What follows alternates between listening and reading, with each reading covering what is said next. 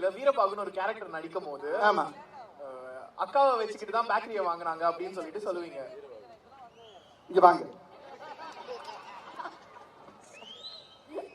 இந்த கேள்வியை சுந்தர்ஜி கேளுங்க.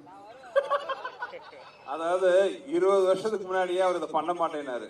அண்ணா இதை பிற்காலத்துல கேட்பாங்கன்னாரு. பார்த்தா சொல்லி வச்ச மாதிரி 20 வருஷம் கழிச்சு அதை கேட்கறீங்க. இந்த கேள்வி எரேஸ். என்னோட டவுட் எரேஸ். சரி, அவன் என்னதான் டவுட் கேக்குறாரு, கொஞ்சம் கேட்டுருவோமே சார். ஏமா நீ வேற ஆத்துல குளிச்சிட்டு இருந்த மாதிரியே